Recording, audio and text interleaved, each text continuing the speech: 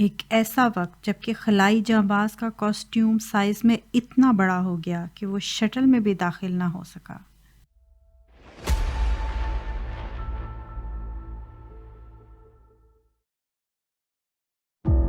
آئیے ذکر کرتے ہیں چند عظیم خلا بازوں کا۔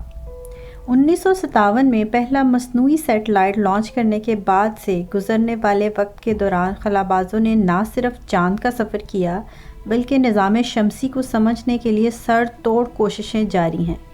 اور خلا میں موجود سیٹلائٹ اور دیگر آلات نے دوسرے ستاروں کے گرد ہزاروں سیارے دریافت کر لیے ہیں۔ ان سب کوششوں کا سہرا ان تمام خلائی جانبازوں کو جاتا ہے جو کہ اپنی جان ہتھیلی پر رکھ کر ان پوشیدہ رازوں سے پردہ اٹھانے کے لیے ہمہ وقت مصروف عمل ہیں۔ یوں تو ہر خلا باز ہی تعریف کا مستحق ہے، پر آج کی ویڈیو میں ہم صرف چند ایک خلا بازوں کو ہی خراج تحسین پیش کر سکیں گے جو کہ اپنے مشن میں تو کامیاب ہوئے مگر ان میں سے بیشتر اپنی زندگیوں کی بازی ہار گئے۔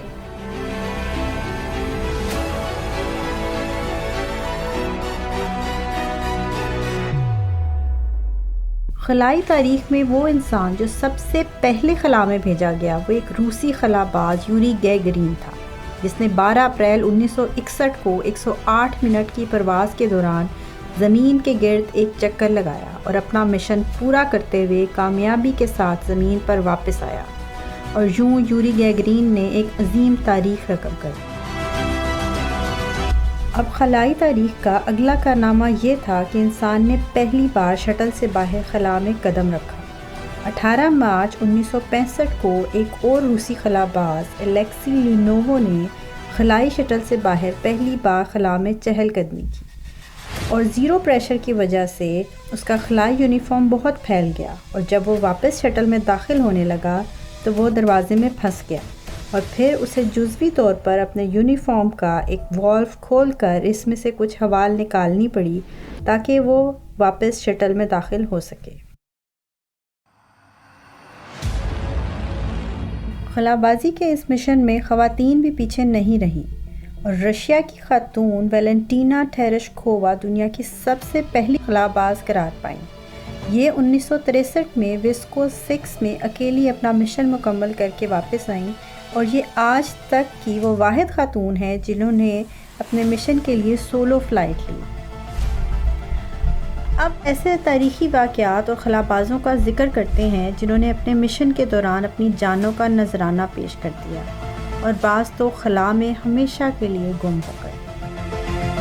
ولادیمیر کومارو ایک سوویت خلا باز تھا۔ وہ ایک تربیت یافتہ ٹیسٹ پائلٹ تھا۔ اس کی فضائی مہارت اور علمی قابلیت کی بنا پر اسے سویوز 1 مشن کے لیے اکیلے پائلٹ کے طور پر چنا گیا، اور 23 اپریل 1967 کو اسپیس میں روانہ کیا گیا۔ سویوز 1 کامیابی کے ساتھ اسپیس میں داخل ہوا، اور یوں ولادیمیر کومارو اسپیس کی 2 دفعہ پرواز کرنے والا پہلا خلا باز بن گیا۔ خلائی مشن کی کامیابی کے بعد جب یہ لینڈنگ کرنے لگا تو اپنی 18ویں سائیکل کے دوران جبکہ اس کا کیپسول زمین کی جانب گر رہا تھا تو پیراشوٹ کے سسٹم میں خرابی کی وجہ سے پیراشوٹ نے کام کرنا چھوڑ دیا، اور کیپسول پوری طاقت کے ساتھ زمین سے ٹکرایا اور تباہ ہو گیا، اور ولادیمیر کومارو کی باقیات کو یادگار کے طور پر محفوظ کر لیا گیا۔ اسی طرح جارجی والوو اور وکٹر نامی 3 خلا بازوں کو سویوز 11 کے لیے چنا گیا، اور یہ تینوں 3 ہفتے کے لیے اپنی خلائی مشن پر روانہ ہوئے، اور مشن کو کامیابی سے سر انجام دینے کے بعد جب 30 جون 1971 کو ان کا شٹل دوبارہ زمین کے مدار میں داخل ہوا تو شٹل کا ایک والو کام کرنا چھوڑ گیا، اور اس میں موجود کریو کا سارا آکسیجن فضا میں لیک ہو گیا، مگر اس شٹل کا پیراشوٹ کامیابی کے ساتھ کھل گیا اور شٹل بحفاظت نیچے تو لینڈ ہو گیا، مگر جب ایک ریسکیو ٹیم اس تک پہنچی اور انہوں نے اسے کھٹکھٹایا تو اندر سے کسی نے بھی نہ کھولا، اور جب ریسکیو ٹیم نے خود شٹل کا دروازہ کھولا تو ایک بہت بڑی ٹریجڈی ان کی منتظر تھی، یعنی کہ تینوں کے تینوں خلا باز مردہ حالت میں پائے گئے۔ اب آخر پہ ہم ذکر کرتے ہیں ایک انتہائی قابل اور کم عمر خاتون کا اور ان کے ساتھیوں کا۔ انڈیا کی 26 سالہ کلپنا چاولہ اور اس کے 6 ساتھی خلا بازوں کو سن 2000 میں اپنے مشن پر روانہ کیا گیا۔ ان کا راکٹ جب لانچ ہوا تو ابتدائی مراحل میں ہی شٹل کی فوم کی انسولیشن چادر کا ایک ٹکڑا ٹوٹ گیا اور شٹل کو کافی نقصان پہنچا۔ اس کے باوجود ان خلابازوں نے کامیابی کے ساتھ اپنے مشن کو مکمل کیا اور واپسی پر جب یہ شٹل زمین کے آربٹ میں داخل ہوئی تو گرم گیس شٹل کو چیرتی ہوئی اس میں داخل ہو گئی اور شٹل کو تباہ کرنے میں کامیاب رہی، اور یوں کلپنا چاولہ اپنے 6 ساتھیوں کے ہمراہ زندگی کی بازی ہار گئی اور ہمیشہ کے لیے خلا میں گم ہو گئی۔ ہم ان تمام خلابازوں کو دل کی گہرائیوں سے خراج تحسین پیش کرتے ہیں۔